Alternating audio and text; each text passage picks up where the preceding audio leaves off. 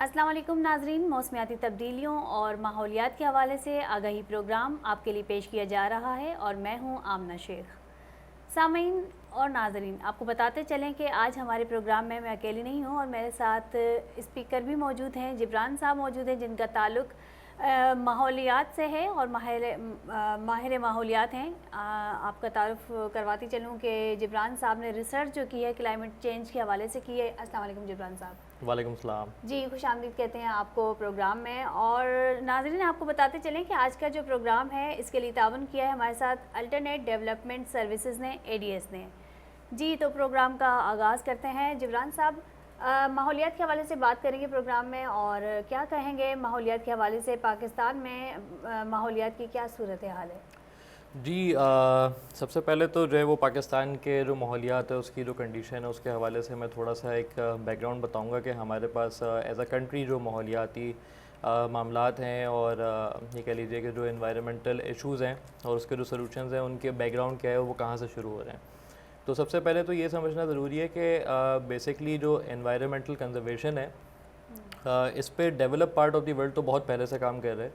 और ज़ाहिर पाकिस्तान के अंदर जो चीज़ें थर्ड वर्ल्ड कंट्री के अंदर हम आते हैं तो बहुत देर से हमारे पास चीज़ें आती हैं, मसाइल, और उनके हल भी जो है वो हम देर से करना शुरू करते हैं। तो एनवायरनमेंटल कंजर्वेशन की जो बात शुरू होती है, अगर आप हिस्ट्री में जाके देखें तो बहुत पहले इंडस्ट्रियलाइजेशन से पहले ये कह लीजिए कि जब इंडस्ट्रियलाइजेशन शुरू हुई लंदन के अंदर, वहाँ पे एक ग्रेट स्मोक हुई जिसको हम लंदन स्मोक भी कहते हैं। तो उसके बाद फिर develop part of the world जो है वो एक्टिवेट होना शुरू हुआ और उन्होंने जो है वो इस चीज़ पे सोचना शुरू किया कि जी इंडस्ट्रियलाइजेशन तो हो रही है, लेकिन उसके साथ साथ जो माहौलियात है और एनवायरमेंटल चेंजेस हैं वो भी साथ साथ आ रहे हैं और उसकी वजह से एनवायरमेंटल इम्पैक्ट्स हो रहे हैं, पोल्यूशन हो रहा है। तो फिर वहाँ पे कुछ रेगुलेशंस आना शुरू हुए, लेजिस्लेशंस आना शुरू हुए, कवानीन बने और फिर ज़ाहिर उनके ऊपर इम्प्लीमेंटेशन होना शुरू हुई। इसी तरीके से हमारे पास पाकिस्तान के अंदर जो एनवायरमेंटल कंजर्वेशन के ऊपर आप कहें बाकायदा तौर पे एक एक्ट आया, दैट वाज इनेक्टेड इन 1997, जो पाकिस्तान एनवायरमेंटल प्रोटेक्शन एक्ट था।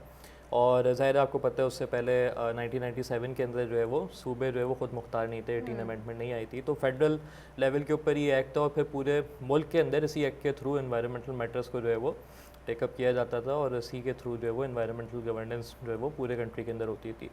आफ्टर 18 अमेंडमेंट जो है वो सूबे ख़ुद मुख्तार हो गए और जो रिस्पेक्टिव एनवायरमेंटल प्रोटेक्शन एजेंसीज़ थी हर सूबे की, जैसे सिंध में Sindh environment protection agency, Balochistan में Balochistan environment protection agency, KPK में उसकी अपनी रिस्पेक्टिव, पंजाब में अपनी रिस्पेक्टिव, और एक फ़ेडरल लेवल के ऊपर जो है वो इस्लामाबाद के अंदर जो बेसिकली ऑफिस है that is the Pakistan environment protection agency. तो वहाँ से ये मामला शुरू हुए। और अगर आप देखें कि इस वक्त हमारे पास एज अ कंट्री जो एनवायरमेंटल चैलेंजेस हैं वो क्या हैं, तो उसमें टॉप लेवल पे अगर आप बात करें तो सबसे पहले ये कह लीजिए कि ग्रास रूट लेवल पे जिस के अंदर आप ये कह सकते हैं कि जो इश्यूज़ हैं, सबसे पहले तो हमारे पास एज अ कंट्री अगर आप देखें तो हमारा ह्यूमन डेवलपमेंटल इंडेक्स भी बहुत लो है और हमारे पास लोगों की जो लिटरेसी रेट है एज अ कंट्री वो भी बहुत लो है। तो ज़ाहिर है इतने सारे चैलेंजेस में एनवायरमेंटल चैलेंजेस के हवाले से जब हम देखते हैं तो एनवायरमेंटल अवेयरनेस भी as a country, as a general अगर आप बात करें कॉमन सिटीजन्स जो हैं उनके पास भी एनवायरमेंटल अवेयरनेस का जो लेवल है वो काफ़ी हद तक लो है। तो ज़ाहिर है जब एनवायरमेंटल अवेयरनेस कम है तो उसके साथ साथ ही फिर चैलेंजेस भी हैं, जिसके अंदर आप ये बात कर सकते हैं कि हमारे पास एज अ कंट्री सबसे बड़ा जो इस वक्त टॉप चैलेंज चल रहा है, air pollution is one of the की चैलेंज जो हमारे पास एज अ कंट्री, और पर्टिकुलरली कराची के अंदर भी ये बहुत बड़ा चैलेंज है। लाहौर में आप देखते हैं कि हर साल स्मोक के इशूज़ होते हैं, जो कि एक ट्रांस बाउंड्री पोल्यूशन भी है। अक्सर ये बात चल रही होती है कि पड़ोसी मुल्क से भी ये जो है वो स्मोक का इशू आ रहा है, लेकिन हमारे अपने इंटरनल इशूज़ भी हैं एज अ कंट्री। डिफॉरेस्टेशन एक बहुत बड़ा मसला है, हमारे पास दरख्त काट दिए जाते हैं और उनको काटने के बाद ज़ाहिर है कोई उसका कंपनसेशन एसेट जो है वो किया तो जाता है कि 1:2 अक्सर जगहों पे होता है कि 1:5 के रेशियो से रीप्लांटेशन कर दें, लेकिन अभी कुछ अर्से पहले ये कुलीग से बात हो रही थी, बहुत से ऐसे दरख्त हैं जिनको मेच्योर होने में 50-50 साल 100-100 साल लग जाते हैं। तो ये चैलेंजेस हैं। वाटर पोल्यूशन के हमारे पास बहुत ज़्यादा चैलेंजेस हैं, particularly if you talk about Karachi, तो हमारा जो वाटर सप्लाई सिस्टम है उसके अंदर भी बहुत से लीकेजेस भी हैं और प्लस उसके अंदर आप ये भी कह सकते हैं कि जो पोल्यूशन है, जो नॉर्मल घरों में आपके पास पानी जा रहा होता है उसके अंदर भी पोल्यूशन लेवल बहुत ज़्यादा अक्सर और बेशतर देखने में आए हैं। तो ये 3-4 टॉप चैलेंजेस हैं जो हम एज अ कंट्री फेस कर रहे हैं। There is a huge list, लेकिन ये जो 3-4 मेन चैलेंजेस हैं जो हम एज अ कंट्री देख रहे हैं, जिसमें मैंने आपको बताया अवेयरनेस, उसके अलावा एयर पोल्यूशन फिर लिंक्ड है आपका क्लाइमेट चेंज से जी। और उसके बाद फिर वाटर पोल्यूशन है आपका और डिफॉरेस्टेशन है।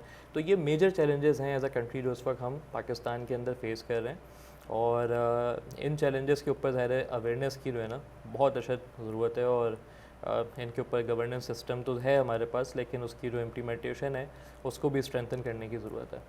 जी, आपने बहुत अच्छी बात की कि लोगों के पास अवेयरनेस नहीं है और ख़ास करके जब आपने दरख्त लगाने की बात की तो लोगों को ये तो पता है कि दरख्त लगाना चाहिए, लेकिन किस तरह के दरख्त लगाने चाहिए, हमारे माहौल के हिसाब से कौन से दरख्त बेहतर हैं, वो अवेयरनेस नहीं है। तो इसी हवाले से मैं आपसे एक और सवाल करना चाहूँगी कि मौसमियाती तब्दीलियों और माहौलियाती तबाहकारी से लोग कितने आगाह हैं और आगाही के लिए कौन से इकदाम किए जा सकते हैं? देखिए, मौसमियाती तब्दीली जो है ना ये इस वक्त एक ग्लोबल चैलेंज है और पूरी दुनिया इसका शिकार है इस वक्त। अभी हाल ही में मतलब अभी बहुत ज़्यादा हमें पीछे जाने की ज़रूरत नहीं है। रिसेंट एग्जांपल्स अगर आप देखें मिडिल ईस्टर्न रीजन के अंदर भी जहाँ पे बारिशें नहीं हुआ करती थी, जैसे एज एन एग्जांपल आप दुबई ले लें, बहुत कम बारिशें होती थी। तो रिसेंटली हमने देखा कि बहुत तेज़ बारिशें हुई, अर्बन फ्लडिंग हुई वहाँ पे।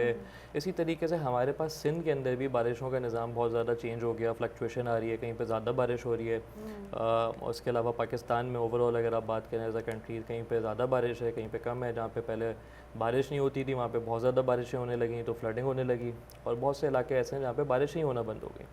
तो ये सारी चीज़ें एक ग्लोबल चैलेंज की सूरत के अंदर पूरी दुनिया तो फेस कर रही है और इसकी जो एक ग्रास रूट लेवल है, जैसे कि मैंने शुरू में भी बात की, इसको समझने के लिए बहुत आसान एक बेसिकली इक्वेशन है जिसको आप ये कह सकते हैं कि जी environmental impact is equals to population into technology. यानी कि टेक्नोलॉजी और पॉपुलेशन जो है वो मल्टीप्लाई होकर एनवायरमेंटल इम्पैक्ट क्रिएट करती है। अच्छा, अब इसका लिंक क्लाइमेट चेंज से कैसे है? वो इस तरह है कि जब आप इंडस्ट्रियलाइजेशन की तरफ गए तो बहुत सी इंडस्ट्रीज़ आई वजूद में और उन्होंने एमिशंस करना शुरू कर दी ज़ाहिर है। और उसमें मुख्तलिफ़ किस्म की एमिशंस हैं, सल्फ़र ऑक्साइड्स है, ऑक्साइड्स ऑफ नाइट्रोजन है, कार्बन डाइऑक्साइड है। तो इस तरह की जो एमिशंस हो रही होती हैं वो एटमॉस्फेयर के अंदर जाती हैं, अनकंट्रोल्ड एमिशंस।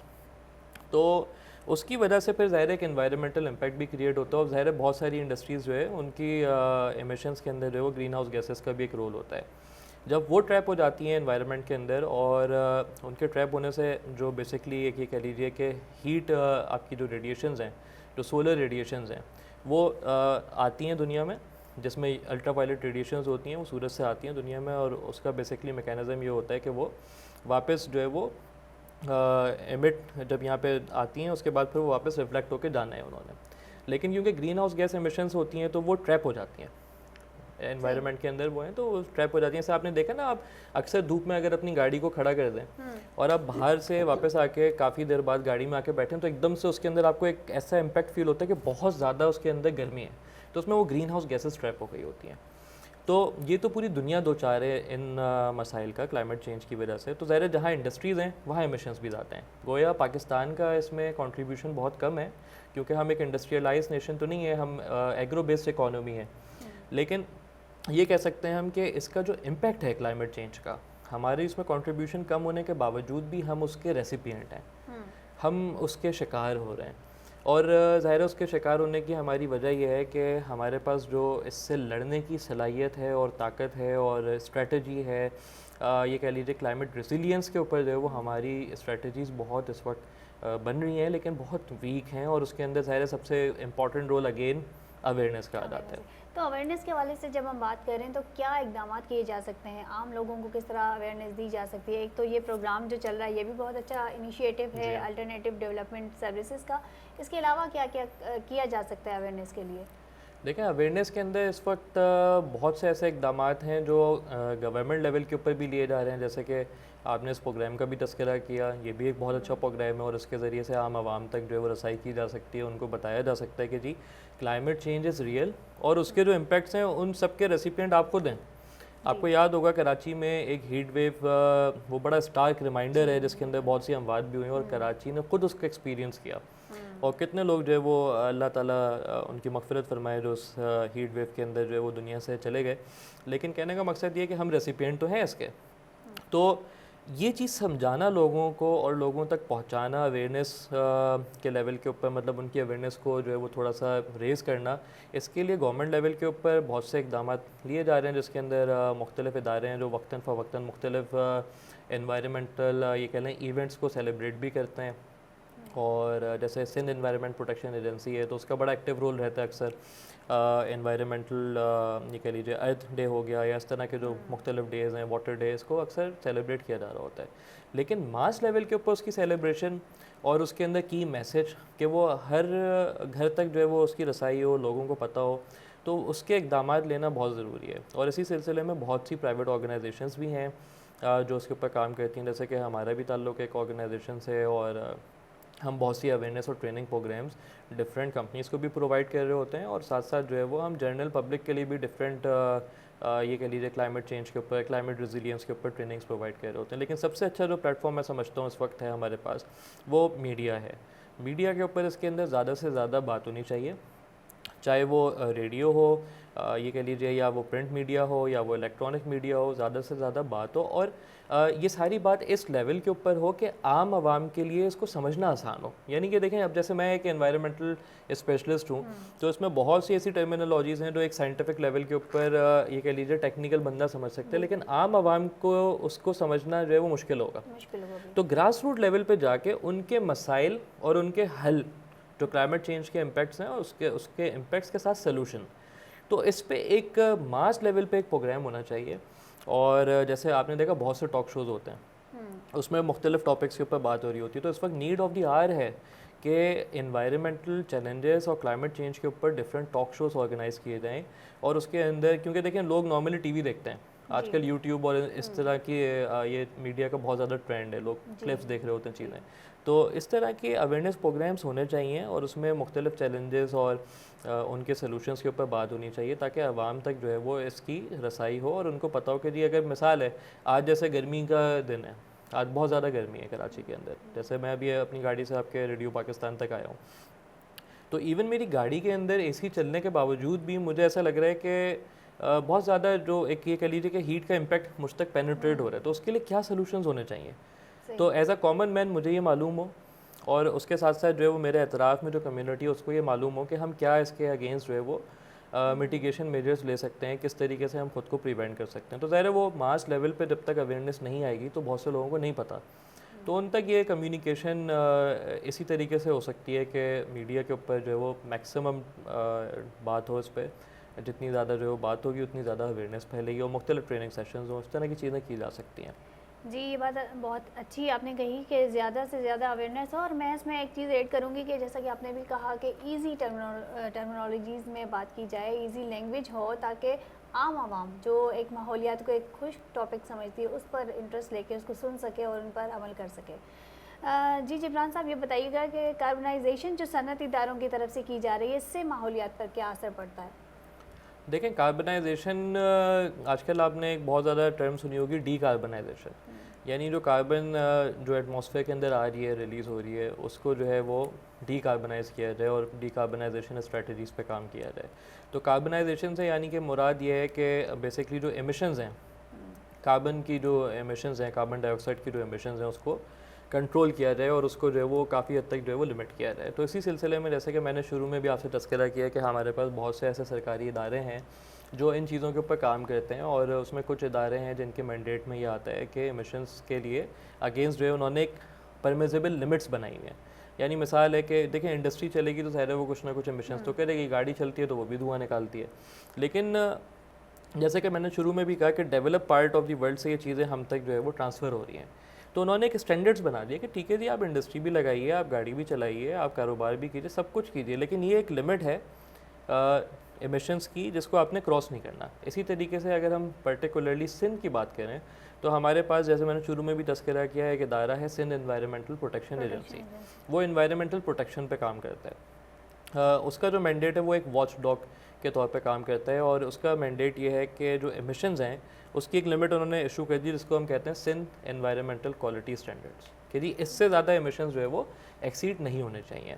लेकिन आपके प्लेटफॉर्म के थ्रू मैं जो है वो सामीन को ये भी बताना चाहता हूँ, बड़ी खुशाइन बात है कि पाकिस्तान के अंदर इस वक्त जो है वो सिंध लीडिंग प्रोविंस है जिसने अपनी क्लीनर प्रोडक्शन पॉलिसी लिखी है। और इस पॉलिसी को लिखने में जो है वो बेसिकली ये कह लीजिए बहुत से स्टेक होल्डर्स इन्वॉल्व थे, जिनसे कंसल्टेशंस की गई और उनसे बातचीत करने के बाद एक पॉलिसी मुरतब की गई। मैं उसका लीडिंग ऑथर हूँ और अभी आई डोंट नो कि इसका क्या स्टेटस है, ये शायद अप्रूवल स्टेटस में कहीं पे है। इस पॉलिसी का मकसद ये है कि जो देखें दो अप्रोचेस हैं डीकार्बनाइजेशन की या कह लें पोल्यूशन को जो है वो कम करने की। उसमें एक है कि जी एंड ऑफ पाइप ट्रीटमेंट, यानी कि आपने जो भी ट्रीटमेंट करना है, जो एमिशन हो रही है किसी भी किस्म की, या वाटर पोल्यूशन है, किसी भी किस्म का पोल्यूशन है, तो वहाँ पे जहाँ पे हो रहे तो उधर से उसको ट्रीट कर दिया जाए ताकि एनवायरनमेंट में रिलीज़ होने से पहले वो ट्रीट होकर रिलीज़ हो। जैसे एयर एमिशन है तो वहीं पे कोई टेक्नोलॉजी इंस्टॉल कर दी जाए स्टैक के ऊपर, जिसके थ्रू जो है एमिशंस जब हों तो वो कंट्रोल्ड, जो लिमिट्स जैसे मैंने कहा ना SEQS की लिमिट्स हों उसके अंदर अंदर है। तो एक तो तरीक़ाकार ये है जिस पे दुनिया बहुत पहले काम कर रही थी और अब हम उस पर काम कर रहे हैं। लेकिन दूसरा तरीका जो मॉडर्न तरीका है वो है क्लीनर प्रोडक्शन, यानी कि आप अपनी जो प्रोडक्शन है उसके अंदर रॉ मटेरियल ही ऐसा प्रोक्यूर करें जिसके नतीजे में जब वो प्रोसेस हो तो एमिशंस कम हो। तो अब ये जो पॉलिसी लिखी गई है उस पॉलिसी का मकसद यही है और आने वाले वक्तों में आप देखेंगे क्योंकि सिंध ने सबसे पहले इस पॉलिसी को लिखा है और जब ये अप्रूव हो जाएगी, इसकी इम्प्लीमेंटेशन शुरू होगी तो इंडस्ट्रीज़ को काफ़ी हद तक जो है वो बाउंड किया जाएगा कि आप क्लीनर प्रोडक्शन की तरफ जाएं और instead of end of pipe treatment, जैसे कि मैंने कहा कि बाद में ट्रीटमेंट किया जाए, तो उससे पहले जो है उसकी प्रिवेंशन की तरफ चले जाएं। जैसे हम कहते हैं ना कि जी prevention is better than cure. तो ये बहुत खुशाइन बात है कि सिंध वाहिद वो सूबा है पाकिस्तान के अंदर जो इस चीज़ में लीड कर रहा है इस वक्त। और जैसे ये पॉलिसी आ जाती है तो इसके अंदर जब इसकी इम्प्लीमेंटेशन शुरू होगी तो एक बड़ा मेजर आप देखेंगे इंशाल्लाह आने वाले वक्तों के अंदर इम्पैक्ट आएगा और हम डीकार्बनाइजेशन और पोल्यूशन प्रिवेंशन की तरफ बहुत तेज़ी से मूव करना शुरू कर देंगे। अच्छा, ये जो हम बात कर रहे हैं डीकार्बनाइजेशन की, आम आवाम को अगर एक समझाया जाए कि वो किस तरह से डीकार्बनाइजेशन को कम कर सकते हैं तो क्या कहेंगे आप? देखिए, मैं इसको ये कहूँगा कि बेसिकली डीकार्बनाइजेशन को आप जैसे हमने कहा कार्बनाइजेशन, उसके पीछे हमने लगा दिया डीकार्बनाइजेशन, यानी कि हम एक चीज़ प्रोड्यूस कर रहे हैं, हम कह रहे हैं कि उसको हम लिमिट करते हैं। अब आप इसको यूँ भी ले सकते हैं कि जी पोल्यूशन प्रिवेंशन, अब उसमें सिर्फ कार्बन नहीं है, उसके अंदर हर किस्म का पोल्यूशन है। छोटी सी मिसाल है, जैसे आजकल आप देखते हैं नई गाड़ियाँ आ रही हैं जी। उन गाड़ी सर हर गाड़ी में से एमिशंस होती हैं, उसके जो साइलेंसर है उसमें से वो समझें एक सॉर्ट ऑफ स्टैक होता है, वहाँ से एमिशन हो रही होती है। तो जो नई टेक्नोलॉजीज़ आई उस टेक्नोलॉजी के अंदर गाड़ियों के अंदर कैटालिटिक कन्वर्टर लगा दिया गया।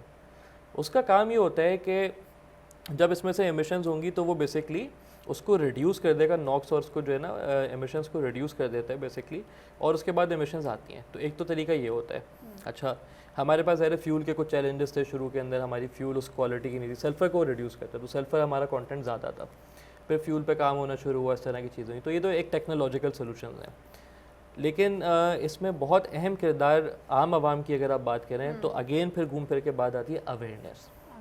अवेयरनेस का बहुत अहम किरदार है। तो इसमें यह समझना ज़रूरी है कि जी डीकार्बनाइजेशन की जब हम बात करें तो हम बात करें पोल्यूशन प्रिवेंशन की। छोटी सी मिसाल है, जैसे अभी आप आई रेडियो पाकिस्तान, मैं आया रेडियो पाकिस्तान, या आप ये कह लीजिए कि आपके साथ आपकी 4 कोलीग्स आई, आप अपनी गाड़ी में आई, वो तीनों भी अपनी अपनी गाड़ी में आई, तो सबने अपनी गाड़ी भी निकाली, उसके अंदर उनका ज़ाहिर आपको पता आजकल पेट्रोल कितना एक्सपेंसिव है, तो फ्यूल का एक्सपेंस भी हुआ, साथ में सबकी गाड़ियों ने कुछ ना कुछ एमिशंस में कंट्रीब्यूट किया। तो अगरचे ये होता कि मैं इस एग्जांपल को रिवर्स कर लेता हूँ कि मैं अपनी ले लेता हूँ, अपने साथ कोलीग्स की एग्जांपल ले लेता हूँ। अगरचे ये होता कि मैंने निकलते हुए बात की कि जी मेरे 3 कोलीग्स हैं, क्या तुम्हारा क्या रास्ता है? उसने कहा जी मेरा पॉइंट ए है, बी है, सी है, और मैंने जो है उनसे बात कर ली कि जी मैं रास्ते में से तुम सबको पिक करता हुआ चलूँगा, हम फ्यूल एक्सपेंस को भी शेयर कर लेंगे, तो एक तो फ्यूल एक्सपेंस मेरा कम हो गया। सेकेंडली, हमारा जो अपना शेयर है एमिशंस के अंदर या पोल्यूशन के अंदर, जो कहते हैं ना कार्बन फुटप्रिंट हर बंदे का है, तो वो मैंने रिड्यूस कर लिया कम्यूलेटिवली। हमने कम्युनिटी के अंदर ये अवेयरनेस आई तो हमने उसको रिड्यूस कर लिया। एक तो तरीका ये है। उसके साथ साथ आप देखें कि बहुत सी पोल्यूशन की इकसाम है, जैसे कि हम शॉप पे गए, हमने कोई सामान, किसी भी शॉप पे चले गए, कोई भी सामान ख़रीदा, और परचेजिंग करने के बाद हमने क्या किया कि जी वो एक छोटा सा, ये कह लें कि अगर एक कोई छोटा सा पैकेट भी है च्युइंगम का लेट से, तो उसको हमने कहा जी इसको थैली में डाल दो। वो थैली किसकी है? प्लास्टिक की है। उस प्लास्टिक को डिग्रेड होने में कितना साल लग जाते हैं? 100 साल से ज़्यादा लगते हैं, वो भी इन्वायरमेंट में आती है। तो उससे बेहतर है कि हम दुकान पे गए तो हमने कहा यार, उसने जैसे हमें शॉप पर दी, हमने कहा नहीं आप अगर एक च्युइंगम का पैकेट या कोई भी छोटी चीज़ है उसको आप पॉकेट में डाल के ले आएँ, या साथ में आप रीयूजेबल बैग्स रखें जो मेरी गाड़ी में हर वक्त पड़ा होता है, और मेरा अपना बैकपैक अभी इधर भी पड़ा हुआ है, तो मैं उसी के अंदर चीज़ें कैरी कर लेता हूँ। तो इस तरह की छोटी छोटी चीज़ें हैं। फॉर एग्ज़ाम्पल आप जैसे मस्जिद में जा रहे हैं, वज़ू कर रहे हैं, अब ये हमारा दीन भी हमें सिखाता है। मतलब एक हदीस का मैं आपको मफ़हूम तज़किरा करूँ कि अल्लाह के नबी सल्लल्लाहु अलैहि वसल्लम ने फरमाया कि अगर तुम दरिया के किनारे भी बैठ के वज़ू कर रहे हो और तुमने अगर उससे भी एक्सेसिव पानी इस्तेमाल किया तो तुमने इसराफ़ किया। तो आप मस्जिदों में देखें, अक्सर ये होता है कि हम जब वज़ू कर रहे होते हैं, नल का खुला हुआ है, हम सारे जो वज़ू के फ़राइज़ हैं वो अदा कर रहे हैं और पानी बह रहा है, तो आप उसको कम कर लें, टैप को कम कर लें, और कम करने के बाद आप उसको जितनी आपको ज़रूरत है, जो आपके फ़राइज़ हैं उसको पूरा करें उससे। एक तो तरीका ये हो गया। साथ में कुछ इंजीनियरिंग कंट्रोल्स की जैसे हम बात कर रहे हैं, ये भी सिस्टम हो सकता है कि आपने जो वज़ू किया वो पानी ड्रेन में चला गया, उसको ड्रेन में जाने से प्रिवेंट करके रिटेन कर लें, उसको गार्डनिंग में इस्तेमाल कर लीजिए, तो वो पानी आपका जो है वो एक तरीके से उसका लॉस भी कम हुआ। इसी तरह एक छोटी सी मिसाल आपको और बताऊँगा, किचन से हमारे वेस्ट प्रोड्यूस होता है।